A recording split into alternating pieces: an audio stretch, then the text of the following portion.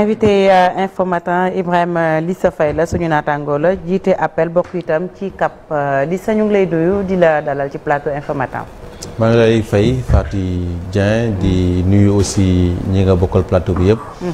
ak Chérif di nuyu aussi ñiy seetaan ci télé bi ak ci internet bi. très bien aywa Chérif ñu soobu ci waxtaan. fi dëkk bi toll mooy jàngatu Charles bi sax moom lañ ni continuer lii sa gis na ni aussi journalistes yi en tout cas ci démocratie ak lu mu mën a mel am na pàcc bu am solo buñ ci jouer di informer opinion bi. mais yenn saa yi événement yi bu amee également jafe-jafe day am comme li xew dem cité Kër Góor gi ba am na ay concert yoo xamante tamit am nañ ci jafe-jafe la xew ci Bignona aussi. ban jàngat déjà ngeen def ci loolu. bon jàngat bi ma ci am mooy déjà di ko ñaawlu parce que amul luy mën a justifier ñuy gazer journalistes yi leen di dóori lacrymogène parce que en fait ñoom ñëwuñu pour manifester mais dañu ñëw pour def seen liggéey. et donc je pense que fekkente ne police bi wala gendarmerie bi am na ñoom lu ñu soupçonné war nañu mën a dem. wax ak kii bi muy supérieur bi wala ñuy mandaté kenn mu wax ak ñoom carrément ku yorul carte de presse mu génn ko ci groupe journalistes yi parce que toujours dañuy ne journalistes yi il faut être derrière les forces de l'ordre pour éviter en tout cas ñu nekk furie manifestants yi loolu moom la ñuy jàngale fépp moom la ñuy wax fépp. maintenant nag pour seen sécurité surtout pour seen sécurité mais nag fekkente ne aussi force de l'ordre nanguwuñu leen dugal seen ginnaaw bu dee ñi ngi seen kanam aussi dañ leen war di sóoraale xam ne aussi ils doivent assurer aussi la sécurité des journalistes et déjà pour éviter woon loolu yëpp mooy commission carte nationale de presse bi dafa jox police ak gendarmerie ay codes yoo xam te ne pour ñu mën a authentifier carte nationale de presse bi parce que nag depuis très longtemps ñi ngi liggéey pour gën a ñoŋalaat métier bi vraiment fexe ba nga xamante ne en fait yenn jafe-jafe yu bëri yu ñu ciy dund dootul amati.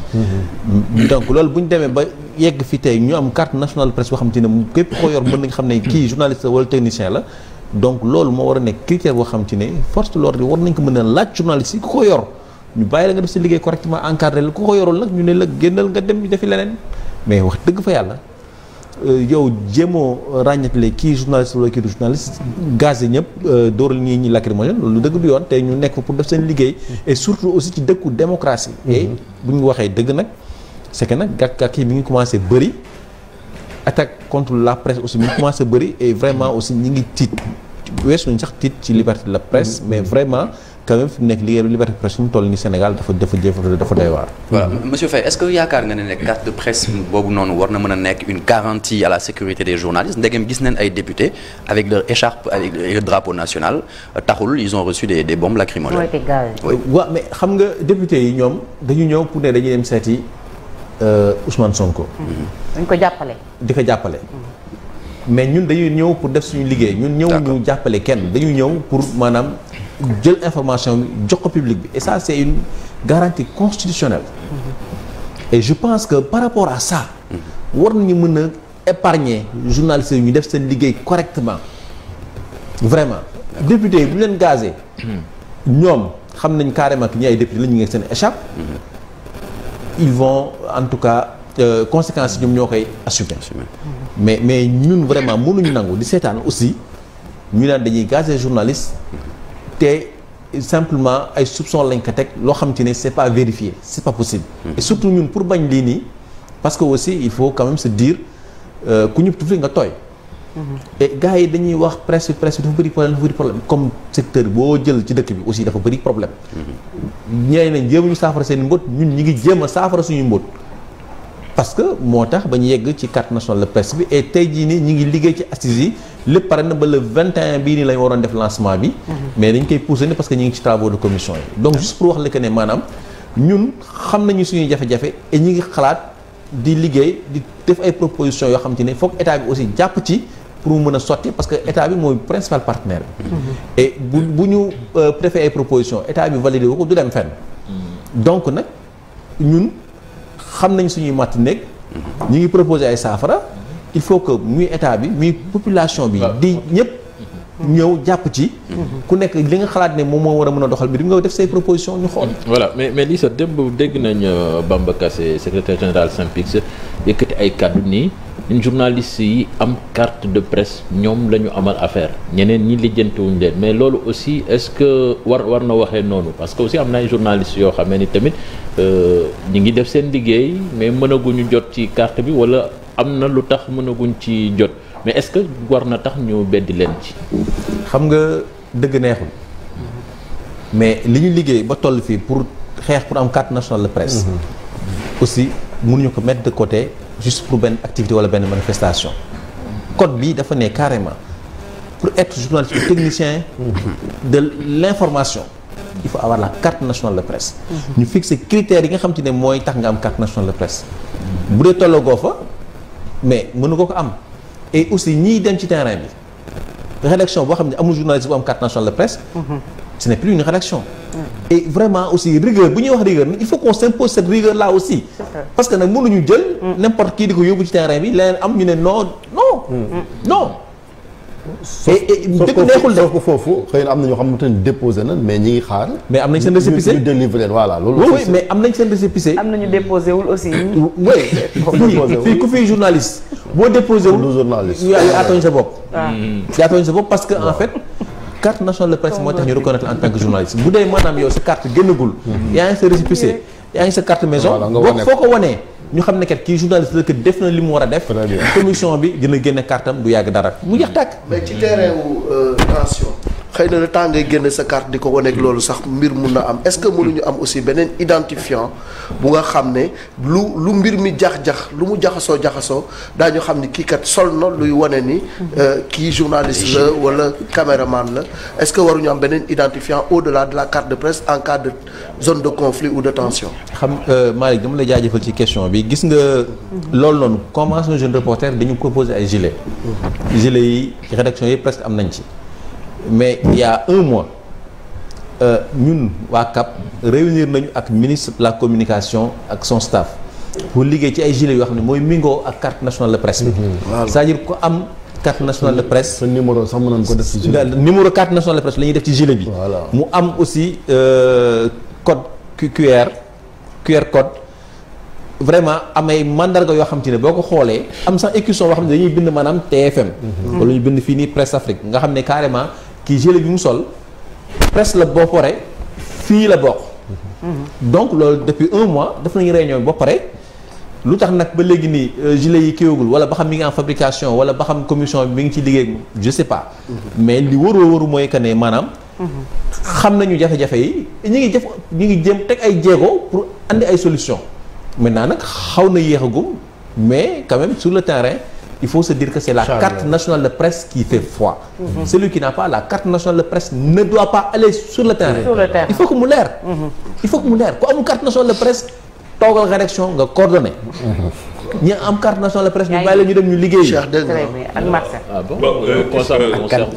question di sa mooy est-ce que rédaction yi ñu ngi wax ak maanaam journaliste yi est-ce que am na tam ay genre formation yoo xamante ne pour yenn situation yu complexe mooy situation de terrain est-ce que il y a des discussions avant parce que dafa am situation boo xamante ne boo fa demee curiosité journalistique daf lay yóbbu mais attitude aussi daf la fay sauver souvent mun na am sa attitude pour avoir fait ça depuis plusieurs années de ça sans jamais avoir eu de problème te pourtant terrain yi métti na woon mais est-ce que waxtaan si biir am na formation am na parce que damay gis xale yi tam parfois sur le terrain et parfois assez surpris des attitudes surtout lu ngay wax nii entre deux feux alors que da nga nar a nekk derrière le feu est-ce qu'il y a des discussions qui se font dans les rédactions wala formation yoo xamante ne la laajul formation pour que ñu gën a mën a appréhender yenn situations qui peuvent être très complexes tendues avec possibilité waxuma le feu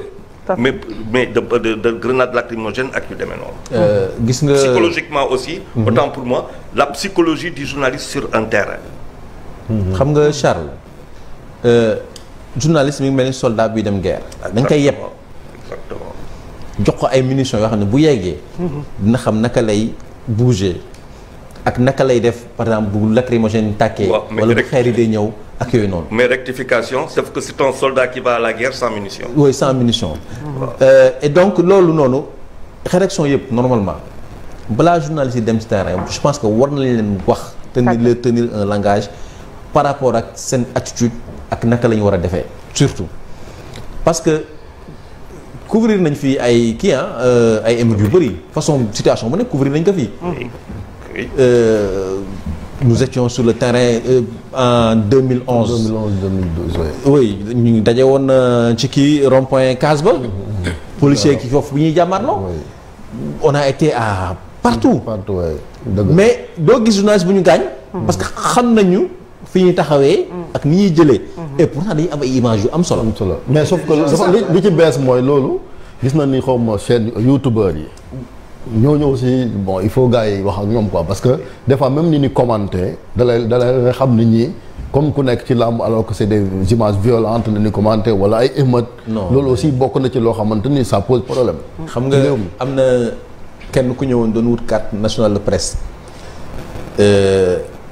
bi que ñoom Aminatu laajee yow fan nga bokk mu ne ko xamoo ma.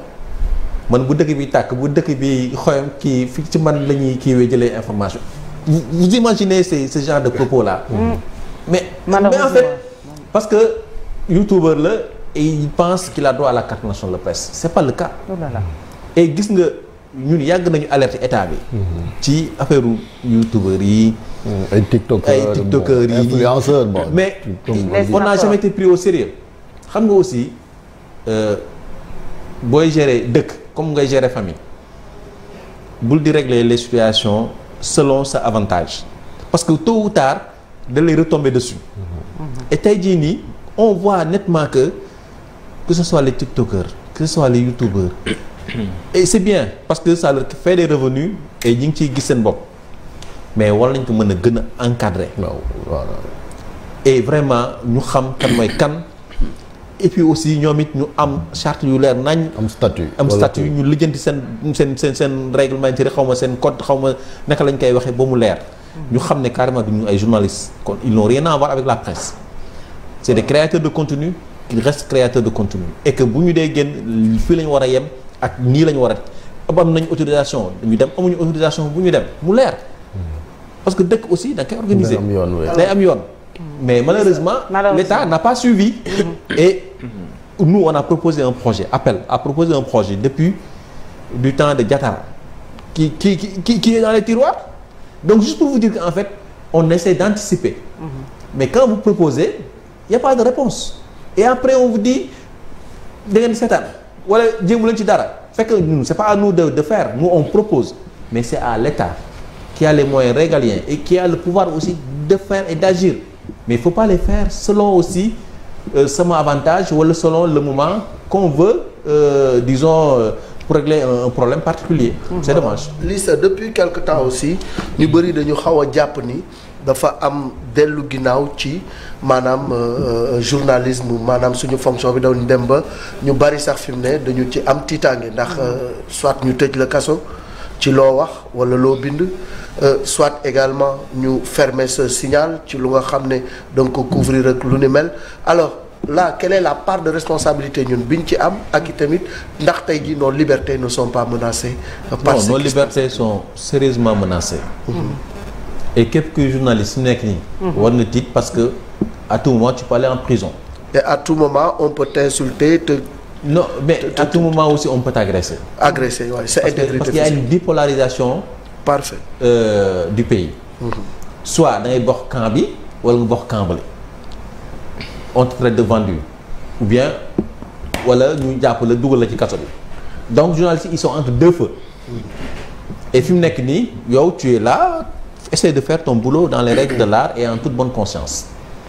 c'est ça moo loolu moo lay sauver mais pour dire vrai quand même CNRA déjà waratul woon exister waroon nañ ko changer bu yàgg l'État ne veut pas le changer ils ont les textes ils ont tout ils veulent pas c'est clair et CNRA li muy def nii teg ko fenn dëgg du yoon. mais lu yoonu CNRA aussi ci comportement ay journalistes. non par rapport tëj signal bi moo tax ma wax loolu. bu Walfadjri. ak bu maintenant comportement ak bu Sen TV comportement journalistes yi. ça c'est autre chose.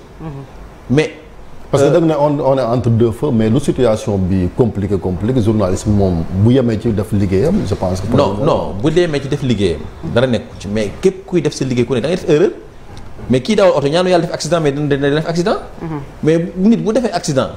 nga mën ko rappeler à l'ordre mais pourquoi ñu wax homicide involontaire parce que en fait il y a des accidents qui sont possibles ñun ay nit lañu duñu ay. des hommes extraordinaires duñu yàlla duñu leneen bu ñu defee erreur ñu xam ne erreur la ñu def. ñu réprimander ñu reconnaître l'erreur bi aussi. waaw il faut reconnaître l'erreur aussi. ñu réprimander la. bu ñu lay punir ñu punir la parce que aussi le correct est là pour ça. et il faut aussi renforcer les moyens de sanction du correct parce que man correct li muy sanctionner pour man dafa nooy.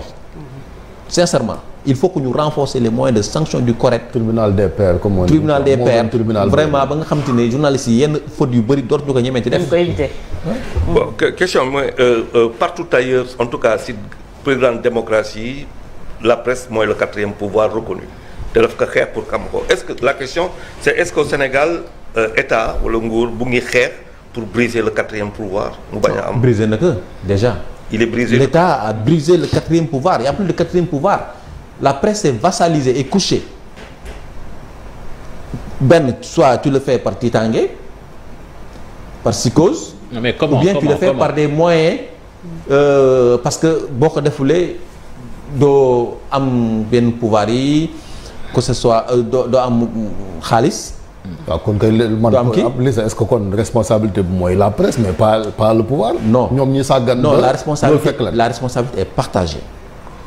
La responsabilité est partagée ça peut pas incomber entièrement à la presse parce que il y a eu des assauts répétés qui ont fait que mur assaut répété bu ak une puissance de feu bu amee mais mur bi day affaissé wu et c'est ça qui s'est passé bu ñu waxante dëgg tey jii nii organe de presse yu bëri et boo xoolee journaux yi yow sa bopp da ngay rus da ngay am gàcce en tant que journaliste parce que da ngay xool une yi gis ne lii dañ ko jaay lu bëri et du dëgg du yoon.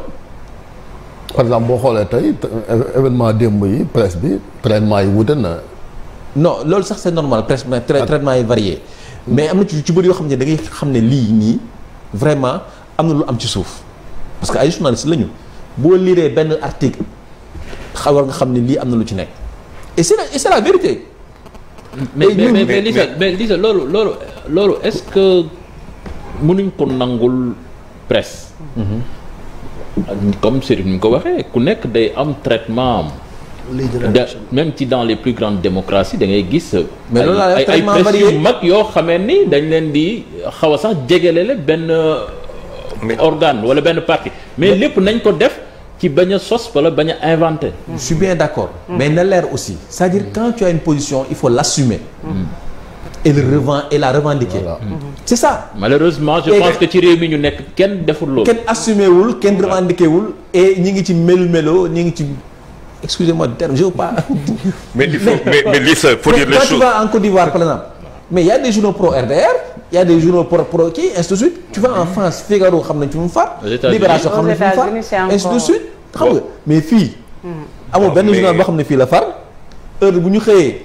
da ngay gis kii bi rek titre bi rek nga xam ne ñii moom mooy fii nga gis beneen nga xam ne fii mooy fii et y a une floraison lan de quotidien temps yi yoo xam te ne du ñu génn fenn. mais c'est valable aussi pour les sites oui non c'est valable mais xam nga si fa la gën a grave c'est dit ñun bi ñuy créé Appel en 2011 il y avait 16 sites entre 2011 ba 2012 il y a eu une explosion tey jii nit ñi ngi wax ay plus de 300 lu ko andi. parce que simplement ci si di aussi politique yi dañ ci dugg rax seki et Lisa même sax bu ñu bokkul sax politique yi mais soo gisee benn une tu te demandes est-ce que ñi ay journalistes lañ c'est la question qu'on se pose donc da ngay ruus mais est-ce que yow si yow journaliste da ngay ruus parce que ngay ne comment des journalistes peuvent faire ça mais est-ce que maanaam man je reste sur le quatrième pouvoir est-ce que amul benn rendez-vous bu ñu raté maanaam ak le secteur privé parce que ñu bëri dañuy vivre peut-être grâce aux conventions yoo xamante ne da nga koy am ak état donc assez souvent da ngay aligné wu est-ce que justement état par rapport à loo xamante ne moom la ñuy am ci publicité déjà est-ce que la proportion boobu tuutiwul tellement ba nga xamante ne avec tous les investisseurs qu'il y a au Sénégal avec tous les capitaux yu am Sénégal est-ce que amul xeex boo xamante ne mën nañ ko xeex au niveau de la presse pour que mu am plus de part de publicité buy ñëw dans la presse afin que seen indépendance vis-à-vis du pouvoir ou de toute autre forme d'obédience wala confession gën a ñu gën ko assurer. Charles li nga wax nii déjà ci biir assises yi am na commission boo xam te ne ci loolu lay liggéey et il y a des propositions yoo xam te ne aussi des objectifs yoo xam te ne ñi ngi ko ci def. et espérer que maanaam bu amee presse bi dina am une indépendance financière pour maanaam mën a am objectivité ak surtout neutralité bi war parce que aussi. quatrième pouvoir pour nga nekk il faut nga am objectivité am neutralité mën a dóor fii dóor fële te doo ci am xaj ak seen et surtout informer pour la population. mais le lobby n'est pas que politique aussi. non le lobby est économique et religieux. loolu tax ma ne obédience et confession. mais est-ce qu'il n'y a pas aussi beneen affaire mooy que affaissement de la presse par lu mu tudd par le sensationnel maanaam tey. daanaka sax boo waxee économie kenn du traité économie culture daanaka kenn dootu ko traité bu dul ay concert ak yu demee noonu amatul projet est-ce que tey on ne souffre pas justement sensationnel maanaam moom la ñuy wax. mais Charles affaissement de la presse c'est pas seulement la presse c'est la société sénégalaise qui s'est affaissée. dans tous ses compartiments. il y a des problèmes mais da ngay dégg tali bi rek mais tu vois indiscipline boo xam ne doo comprendre gars yi lu neex la ñuy dawale. nga dem entreprise ñu accueil boo xam te ne dans le public ceux qui sont censés inculquer la citoyenneté le civisme ak yooyu ñu xam nga corruption bi c'est-à-dire on doit rebâtir notre société ñun presse bi xalaat nañ ne assises yi mooy salut bi ñu ngi koy proposer mais secteur bu nekk aussi na xalaat jéem a xool càmbar biiram def introspection xool ne lii mooy suñuy jafe-jafe bu ñu xalaat defee lii war nañ ko mën a te aussi état bi en toute impartialité en tant que vraiment clé de voûte par rapport ak position bi nekk mu jéem a tijji très bien yaatal xol bi dilaté une dernière question rek mu jëm ci ñëpp vraiment ñu assainir li c'est une dernière question peut-être mu jëm ci code de la presse bi fan lañ ci toll ak dépénalisation des délits de presse. gis nga bon déjà je profite de l'occasion parce que on l'a pas évoqué affaire u Pape Ndiaye bi di ñaawlu arrestation parce que mënoon nañ ko def démenti rek mu jeex wala bu leen démenti bi doyul ñu def carrément mise en demeure wala ñu saisir correct dina ko condamné mais emprisonnement y a rien qui le justifie sincèrement ak parce que c'est des propos qu'il a tenus aussi graves qu'ils sont mais gisuma instance mu am ak charge yi ñu ko collé yëpp sincèrement moo tax it dépénalisation des délits de presse il faut que ñu ñëw ci et RSF l'a rappelé et je pense que nous on s'était battu pour ça malheureusement code bi gars yi député dañ bañoon carrément ñu ne leen d'accord ñu li nekk ci code moo ñu ëppal solo que dépénalisation mais tey jii nii ñu ngi dund problème mu dépénalisation bi ça nous a rattrapé et ñu ngi koy rëccu bu baax a baax et di espérer que dans le cadre des assises on va faire l'évaluation du code yenn dispositions yi ñu renforcer que et surtout aussi ñu jéem a def dépénalisation parce que nag aussi bu ñuy demul ci assises yi état bi jàpp ci société bi aussi ñi ci war a jàpp ñëpp jàpp ci presse bi dina continuer yàq société bi et boobaa bu kenn nekkat ñi ci nekk doon ko jiite pour defuñu ay propositions. merci beaucoup Ibrahima am na série de manifestations yu waa Walfadjri def pour Pape Ndiaye. suba bi jot na. non dañuy fàttali dama ne pour Pape Ndiaye dafa am ay manifestations conférence de presse. am na sitting quand même pour sitting bu ñuy def dimanche et je pense que aussi même il y a des reporters yoo xam te ne ils ont prévu des séries d'actions aussi. D'accord. Ousmane Sonko aussi a quitté chez lui Fati. pour dem ci tribunal ba. départ na këram. départ na këram ok. dañ ñaan yàlla jàmm rek am. yàlla jàmm sax ci réew mi merci beaucoup Ibrahima Lissa Faye et puis on va suivre tout cela pour vous ñu jaajëfalaat ko bu baax moom moo jiite appel bokk ci CAP ñu doon waxtaanee lu jëm ci wàllu tasum xibaar fii réew mi toll léegi ñaari yéenekaay yu groupe Futurs Médias muy l'Observateur ak Record.